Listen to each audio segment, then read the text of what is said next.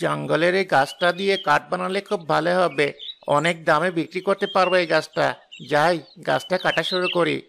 এখন কাটা শুরু করলে সন্ধ্যার আগেই গাছটা কাটা শেষ হবে।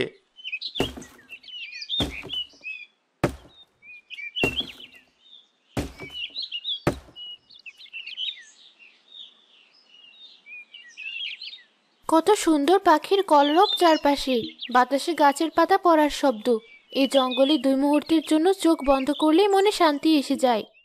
নির্বাণী, জলদি এদিকে এসো। কি হলো পাখি, তুমি হঠাৎ এভাবে ডাকছো কেন আমায়? জঙ্গলে কোত্থেকে যেন এক কাঠুরে এসে আমি যে গাছে থাকি সেই গাছটা কেটে ফেলছি। তুমিও লোকটাকে থামাও, নয়তো আমার এতদিনে গড়ে তোলা বাসা ভেঙে যাবে আর আমার বাচ্চাগুলোও মারা যাবে। ঠিক আছে, তুমি কোনো চিন্তা করো না, আমি এখনই গিয়ে ওই লোকটাকে থামাচ্ছি। নির্বাণী ছিল এক অভিশপ্ত নাগিন। সারা জঙ্গলে তার শক্তি ও সৌন্দর্যের কথা জানাজানি ছিল। কাঠুরে তাকে দেখে ভয় পেয়ে গেল। তুমি নাগিন নির্বাণী না? আমাকে মেরো না। যদি প্রাণে বাঁচতে চাও তাহলে এখনই গাছ কাটা বন্ধ করে বাড়ি চলে যাও। আমি বুঝি না কেন তোমরা মানুষেরা এত বড় বড় আর সুন্দর গাছগুলো নিজেদের স্বার্থের জন্য কেটে ফেলো। গাছেরও তো তোমাদের মতো জীবন আছে, ওদের প্রতি কি তোমাদের মায়া হয় না? এত মায়া থাকলে কি আমাদের জীবন চলবে নির্বাণী? আমি কাঠুরে মানুষ, গাছ না কাটলে আমার জীবন চলবে কি করে? আমি এত কিছু জানি না। তুমি যদি এই গাছটা এখনই কাটা বন্ধ না করো তাহলে তোমার জীবনটাই হয়তো আর থাকবে না। ঠিক আছে ঠিক আছে, আমি যাচ্ছি। ওই দুষ্টু কাঠুরিটা দৌড়ে পালাচ্ছে। ভাগ্যিস তুমি ছিলে নির্বাণী, নয়তো কি যে হতো আমাদের। নির্বাণী, শিগগিরই এদিকে এসো, আমার একটা শাবক বিপদে পড়েছে। একটু অপেক্ষা করো, আসছি।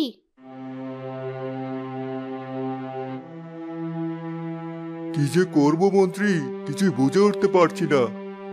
রাজামশাই, এই রাজ্যের লোকদেরকে বাঁচাতে চাইলে এবার আপনাকে একটা কঠিন সিদ্ধান্ত নিতেই হবে। কিন্তু কি করব আমি? নিজের রাজ্যের জায়গা অন্যের রাজ্যের লোকদের কাছে কিভাবে বিক্রি করে দেব? আমাদের রাজ্যের আর্থিক অবস্থা এখন খুবই খারাপ। দ্রুত কোনো ব্যবস্থা না নেওয়া হলে লোকেরা না খেয়ে মরবে। এবারের খরা আমাদের সবার অবস্থা খারাপ করে দিল মন্ত্রী। নয়তো প্রতিবার তো আমাদের ফসল উল্টো আমরা অন্য রাজ্যে বিক্রি করি, এবার নিজেদেরকে কিনতে হচ্ছে। তবে কি সিদ্ধান্ত নিতে চাচ্ছেন আপনি রাজামশাই? আমার রাজ্যের জমি বিক্রি করতে হবে, এছাড়া আর কোনো উপায় নেই। রাজ্যের কোষাগার প্রায় শূন্য, কিন্তু কোন জমি বিক্রি করব আমরা? রাজ্যের মানুষ কি তাদের একমাত্র সম্বল বিক্রি করতে চাইবে? পরের বছর ওরা কি চাষ করে খাবে তাহলে? রাজামশাই, ওসব জমি বিক্রি করার কি দরকার? আমাদের জঙ্গলের আশেপাশের জমিগুলো বিক্রি করলেই তো হয়, তাহলে তার সমস্যা হয় না। ভালো বুদ্ধি দিয়েছ তো, তবে তাই করো। মন্ত্রীর বুদ্ধিতে জঙ্গলের আশেপাশের জমিগুলো বাইরের লোকের কাছে বিক্রি করে দিল রাজামশাই, আর সেই জমি বিক্রির অর্থে রাজ্যের লোকদের মাঝে শস্য বিতরণ করলো। এত মানুষ জঙ্গলের আশেপাশে কি করছে? এদেরকে দেখে তো এই রাজ্যের মনে হচ্ছে না। নির্বাণী, দেখি যাও, ওরা জঙ্গলের এপাশের গাছগুলো সব কেটে ফেলছি। শুধু ওদিকের গাছগুলো না, এদিকের গাছগুলো কাটছে। আমি একা একা কদিক সামলাবো? তোমরা সবাই গিয়ে ওকে নির্বাণীর নাম বলে দিলেই তো হয়, তাহলে সবাই পালিয়ে যাবে। নির্বাণীকে চিনে না এমন কেউ কে এখনো আছে এই রাজ্যে? সেটাই তো সমস্যা, এরা কেউই গ্রামের না, নির্বাণীকে ওরা কেউ চিনে না, উল্টো আরো হাসাহাসি করে, বলে একটা মেয়ে কি করতে পারবে আমাদের, ডেকে আনো, দেখি ওর কত ক্ষমতা। কি, ওদের এত বড় সাহস আমাকে নিয়ে এসব বলে? এখনই ওদেরকে দেখাচ্ছি। থাক নির্বাণী, তুমি আর কোনো দিকে যেও না, দুই দিকে অনেক মানুষ, এত মানুষের সাথে তুমি পেরিয়ে উঠবে না, উল্টারও বিপদে পড়বে। পরে তোমার কাছে হয়ে গেলে আমরা কি করব? তাহলে কি আমি শুধু মুখ বুজে ওদের অত্যাচার সহ্য করব? ওরা যা বলবে সব মেনে নেব? আমরা ওখানে থাকা সকল পশু পাখিকে ওই জায়গা থেকে সরে আসতে বলি, যাতে অন্তত ওরা ক্ষতিগ্রস্ত না হয়। আমিও চাই, সবাইকে গান গেয়ে গিয়ে সতর্ক করি। সবাই যার যার মতোই জঙ্গলের প্রাণীগুলোকে বাঁচাতে চলে গেল, আর আমি একা এখানে অকর্মা হয়ে আছি। চিন্তা করো না নির্বাণী, আমি তোমার সাথে আছি। মানুষের সাথে লড়াই না করেও তুমি জঙ্গলের উপকার করতে পারবে। কিভাবে করব? আমি কিছু বলতে গেলেই তো মানুষের সাথে সাংঘাত মারামারি লাগবে। অনেক পশু পাখি এখন ক্ষতির মুখে পড়ে আছে, আমরা ওদেরকে সাহায্য করে ওদের নতুন বাসস্থানে নিয়ে যেতে পারলে ওদের অনেক উপকার হবে। একদম ঠিক কথা বলেছো। চলো তাহলে আমরা ওদেরকে উপকার করি। চলো। নির্বাণী পাখির সাথে মানুষের ওদিকে গেল।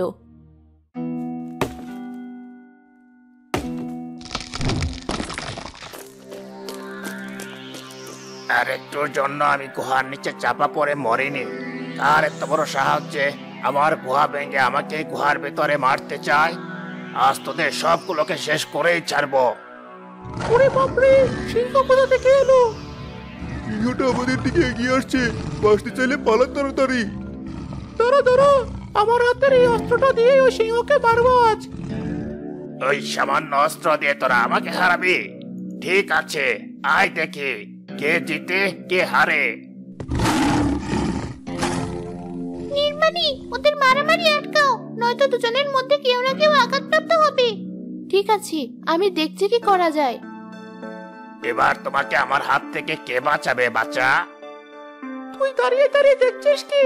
বাঁচা আমাকে সিংহের হাত থেকে।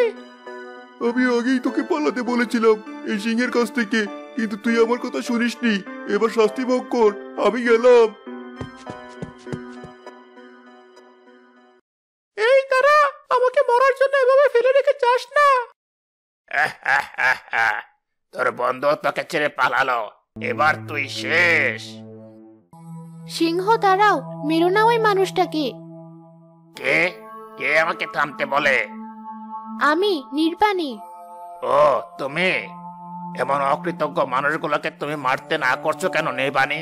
তুমি তো নিজেই দেখেছো ওরা এই জঙ্গলে কিভাবে ক্ষতি করছে। কোনো কথাই শুনতে চাইছে না। একটুর জন্য আজ আমার কিছু হয়নি, না জানি আর কতজনের ক্ষতি করছে ওরা এভাবে। আমি সব জানি। তোমার মতো আমিও প্রথমে ওদের ক্ষতি করতে চেয়েছিলাম, ওদের উপর আক্রমণ করতে চেয়েছিলাম, কিন্তু পরে পাখি আর হরিণের কথা ভেবে দেখলাম আমরা যদি ওদের ক্ষতি করি তাহলে ওরাও আমাদের ক্ষতি করতে চাইবে। এভাবে আমাদের মাঝে লড়াই যুদ্ধ কখনো শেষ হবে না। আর আমি যতই ক্ষমতাধর হই না কেন, একা ওদের সবার সাথে পেরে উঠবো না। বুঝেছি তুমি কি বলছো, কিন্তু আমি তো একে ক্ষমা করতে পারছি না। আমার কথা শুনে হলেও ওকে ক্ষমা করে দাও। তুমি আজ ওকে মারলে, কিন্তু ওকে মারার পর অন্য মানুষেরা মিলে যদি তোমার পরিবারকেও মেরে ফেলে তখন কি হবে? ওদের সবগুলোকে মেরে শেষ করবো আমি তাহলে। তোমার যেমন পরিবার আছে তেমনই লোকেরও পরিবার আছে নিশ্চয়ই। আমার দুটো ছোট ছোট ছেলে মেয়ে আছে। আমি কথা দিচ্ছি আর কখনো এদিকে আসবো না। ঠিক আছে, যা, এবারের মতো নির্বাণীর কথায় তোকে ছেড়ে দিলাম। ধন্যবাদ ধন্যবাদ, আমি আর এদিকে আসবো না। নির্বাণী, এদেরকে এভাবে না হয় ছেড়ে দিলে, কিন্তু ওরা তো কোনো শিক্ষা পাচ্ছে না, ওদের কাজকর্ম থামাচ্ছে না। এভাবে চলতে থাকলে তো ওরা জঙ্গলের গাছ কেটে শেষ করে ফেলবে। ঠিক বলেছ।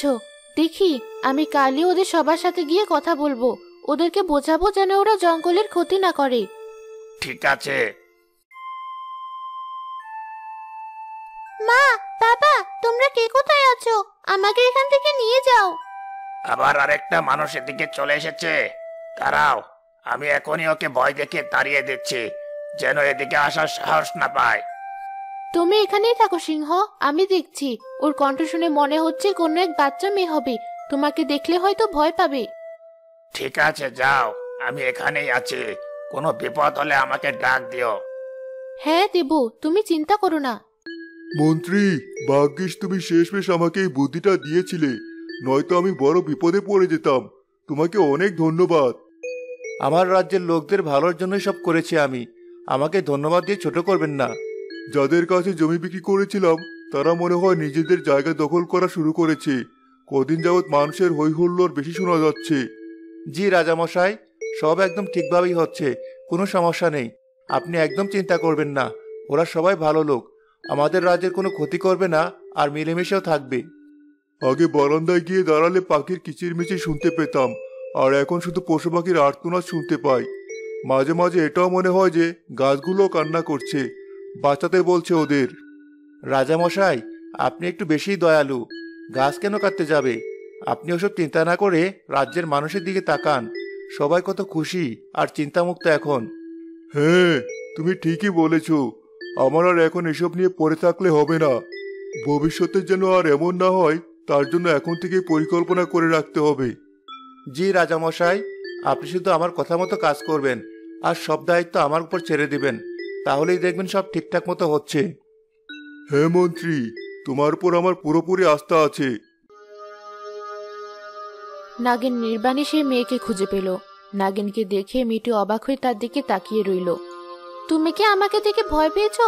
ভয় পেও না, তোমার ডাক শুনে মনে হলো তুমি বিপদে পড়েছো, তাই তোমাকে সাহায্য করতে এসেছি। না, তোমার মতো সুন্দর মানুষ আজ পর্যন্ত দেখিনি আমি। তুমি এত সুন্দর কিভাবে? আমি মানুষ না, তাই হয়তো। এই দেখো, আমার পায়ের বদলে সাপের লেজ।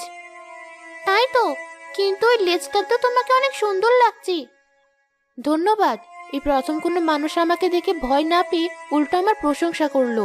বলো তোমাকে কিভাবে সাহায্য করতে পারি? আমি আমার মা বাবার সাথে এই জঙ্গলে নতুন এসেছি, পথ হারিয়ে ফেলেছি। এখন কোনোভাবে ওদের কাছে ফিরে যেতে পারছি না। জঙ্গলে তো কত ভয়ানক প্রাণী থাকে, কখন না জানি কি ক্ষতি করে বসে আমার, তাই ভয় পাচ্ছিলাম। তুমি আবার আমার ক্ষতি করবে না তো? না, ভয় পেও না, আমি তোমাকে তোমার মা বাবার কাছে নিয়ে যাব। আমার হাত ধরে চলো। ঠিক আছে, চলো। নির্বাণী নাগিন তুলিকে নিয়ে মানুষদের কাছে গেল। তাকে দেখে মানুষজন ভয় পেয়ে গেল। এই তো, এর কথাই আমরা বলছি তোমাদের। তোমরা তো আমাদের কথার গুরুত্ব দাওনি, তাই এবার তোমরা নাগিন নির্বাণীর আসল রূপ দেখবে। আরে, ওই নাগিনটা তো আমার মেয়েকে বন্দি করে ফেলেছে। তোমরা কেউ কি কিছু করো না, নয়তো আমার মেয়েটাকে মেরে ফেলবে। আরে, এই নাগিনটাই তো সিংহের সাথে আমাকেও আক্রমণ করেছিল, তাই আমি আমার বন্ধুকে বাঁচাতে পারিনি। তোমরা সবাই সাবধানে থেকো, এই নাগিনটাকে সুযোগ দিও না, অনেক ক্ষমতাবান ও। মা, তুমি ভুল বুঝছো। নির্বাণী আমার ক্ষতি করার জন্য আমাকে বন্দি করেনি, ও নিজেই আমাকে তোমাদের কাছে নিয়ে এসেছে। রাতের অন্ধকারে এতক্ষণ আমি পথ খুঁজে পাচ্ছিলাম না বলে। ও বুঝেছি, ও তোকে এতক্ষণ ধরে বশ করে রেখেছিল আর এখন তোকে দিয়ে এসব বলাচ্ছে। এখন আমাদের সামনে ভালো সাজার চেষ্টা করে লাভ নেই। আমরা জানি তুমি চাও না যে আমরা এই জঙ্গলে থাকি, তাই আমাদেরকে এখান থেকে সরানোর জন্য যা যা করতে হয় তুমি তাই করবে। কিন্তু আমরাও পিছু হটার মানুষ না, আমরা তোমার মোকাবিলা করে ছাড়বো। বন্ধু, তোর এই সাহসটা যদি আমার বেলায় দেখাতি, আমি অনেক খুশি হতাম। তুই বেঁচে আছিস? ওই সিংহটার হাত থেকে তোকে কে বাঁচালো? তুই যখন পালাতে ব্যস্ত ছিলি, তখন নির্বাণী নাগিনী আমাকে বাঁচিয়েছে। ও মিথ্যে বলছে, আপনারা কেউ ওর কথা বিশ্বাস করবেন না। নাগিন মনে হয় ওকেও বশ করে রেখেছে, নয়তো যেখানে আমরা সবাই মিলে জঙ্গলের ক্ষতি করছি সেখানে নাগিন আমাদেরকে না মেরে উল্টো বাঁচাবে কেন? আপনারা তাড়াতাড়ি নাগিনকে আক্রমণ করে মেরে ফেলুন, নয়তো ও আমাদেরকে বশ করে মেরে ফেলবে। তোমরা আমাকে ভুল বুঝছো। আমি তোমাদের ক্ষতি করতে চাইলে এর থেকে সহজ উপায় করতে পারতাম। ভেবেছিলাম কাল দিনের আলোয় তোমাদের সাথে আলাপ করে তোমাদেরকে এ বিষয়ে বোঝাবো, কিন্তু তুলিকে এখানে আনতে গিয়ে রাতে তোমাদের সাথে দেখা হয়ে গেল। মা, তোমরা ওর কথা একটু মন দিয়ে শোনো, ও কারোর ক্ষতি চায় না। হ্যাঁ, আমি কোনোভাবেই বশীভূত হয়নি নাগিনের দ্বারা। তোমরা চাইলে আমাকে পরীক্ষা করে দেখতে পারো। ঠিক আছে, দেখি এই নাগিন মেয়ে আমাদের কি বলতে চায়। আমি অভিজ্ঞ মানুষ, কেউ নাগিন বা জাদুবিদ্যার দ্বারা বশ হলে টের পাই। তুলি বা কামাল কাউকে দেখেই মনে হচ্ছে না যে ওরা বশ হয়েছে। ধন্যবাদ। ঠিক আছে, শোনো তবে, যতটা সুন্দরী জঙ্গল ততটা মূল্যবানের বাস্তুতন্ত্র। যদি তোমরা এখানকার গাছপালা কাটো, তবে তোমরা শুধু বনবাসী প্রাণীদের নয়, নিজেদেরও ক্ষতি করবে। কিভাবে? এই গাছপালা কেটেই তো আমরা বাড়িঘর বানাবো, জঙ্গলের ভয়ানক প্রাণীগুলোর থেকে নিজেকে রক্ষা করব। জি, বলছি কিভাবে। আপনারা সবাই হয়তো জানেন এই গ্রামে কিছুদিন আগে খরা হয়েছিল। হ্যাঁ, তা তো জানি। এমন হওয়ার কারণ ছিল গ্রামের মানুষের উদাসীনতা। তারা তাদের নদীকে অবহেলা করেছিল বলেই অবস্থা হয়েছিল। আমি ওদের সতর্ক করার পরেও ওরা আমার কথা শুনেনি। অবশেষে সবাইকে তার ফল ভোগ করতে হয়েছে। কিন্তু এই জঙ্গলে তো আর গাছের অভাব নেই, আমরা কটা গাছ কাটলে কি বা আবার ক্ষতি হবে? জঙ্গলের গাছপালার জীববৈচিত্র্য না থাকলে আপনাদেরও অনেক ক্ষতি হবে। যেমন বৃষ্টি কমে যাবে, মাটির উর্বরতা কমে যাবে, এমনকি খাবারের অভাব হবে। আপনাদের উপর যদি আমরা আক্রমণ করে আপনাদের সবকিছু কেড়ে নিই, তাহলে আপনাদের কেমন লাগবে? মোটেও ভালো লাগবে না। ঠিক তেমনি আপনারা এখন যে কাজ করছেন তা আমাদের মোটেও ভালো লাগছে না। আমরা আপনাদেরকে বোঝানোর চেষ্টা করছি যে আমরা চাইলেই সবাই মিলেমিশে সুন্দরভাবে এখানে থাকতে পারি, শুধু যদি আপনারা একটু আমার কথা মতো চলেন। জঙ্গলে সবাই মিলেমিশে থাকবো, তা কিভাবে সম্ভব? কামাল সাহেব নিজ চোখেই দেখেছে সিংহ কিভাবে আমার কথা শুনে তাকে আক্রমণ করেনি। সিংহের মতোই জঙ্গলের প্রায় সব প্রাণী আমার কথা শুনে আর মান্য করে, কারণ তারা জানে যে আমি সবসময় তাদের ভালো চাই, আর তারা বিপদে পড়লে তাদেরকে বিপদ থেকে বাঁচাই। কিন্তু এতে আমাদের কি লাভ? আমি চাইলে জঙ্গলের সব প্রাণীকে নিয়ে আপনাদের বিরুদ্ধে যুদ্ধ ঘোষণা করতে পারতাম, কিন্তু তা না করে আমি আপনাদের কাছে অনুরোধ করব গাছপালা যত সম্ভব কম কেটে এখানে সবার সাথে মিলেমিশে থাকতে। জঙ্গলের কোনো প্রাণী যেন আপনাদের ক্ষতি না করে তার আদেশ আমি ওদেরকে দিয়ে দিব। সত্যি বলছো তুমি? হ্যাঁ, সত্যি বলছি। আপনাদেরও ছেলে মেয়ে আছে, আপনারাও নিশ্চয়ই তাদের ক্ষতি চাইবেন না, যেমন আমরা চাই না। আপনারা এই জায়গা কিনে আমাদের রাজ্যের মানুষের উপকার করেছেন, সেই উপকারের প্রতিদান আমরা দিতে চাই। গাছপালা কেটে যে ক্ষতি করেছেন সেই ক্ষতির প্রতিদান আমরা দিতে চাই না। নির্বাণীর কথার সাথে আমি একমত।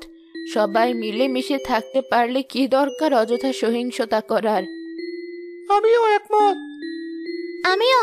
নির্মালি যা বলেছে ঠিকই বলেছে, কত পশু পাখি না জানি মারা গেছে আমাদের কারণে। আমিও একমত। এই বনে যে বড় বড় বাঘ সিংহ আছে, সবাই মিলে আমাদের আক্রমণ করলে আমরা শেষ। আপনারা কি বলেন? শেষ পর্যন্ত মানুষরা নির্বাণের কথা শুনে এবং তারা সিদ্ধান্ত নেয় জঙ্গলের নিরাপত্তা বজায় রাখবে। জঙ্গল কাটা বন্ধ হয়ে যায় এবং তারা সেই অঞ্চলকে সংরক্ষিত করে রাখে। এখন আর গাছপালা কাটতে দেখি না, পাখির কিচির মিচিরও শোনা যায়। আবার ব্যাপার কি মন্ত্রী? সব ওই নির্বাণী নাগিনের কাজ রাজামশাই। জঙ্গলে তো ভালোই গন্ডগোল বাঁধতে চেয়েছিল, যার কিছুই আমরা টের পাইনি, কিন্তু নির্বাণী একাই সব সামলে নিয়েছে। তাই বুঝি? ওকে আমার রাজ্যে ডাকা হোক, যথাযথ সম্মান আর পুরস্কার দেব ওকে। এভাবেই নির্বাণী নাগিন তার জঙ্গল এবং গ্রামবাসীকে রক্ষা করার জন্য সম্মান পেল।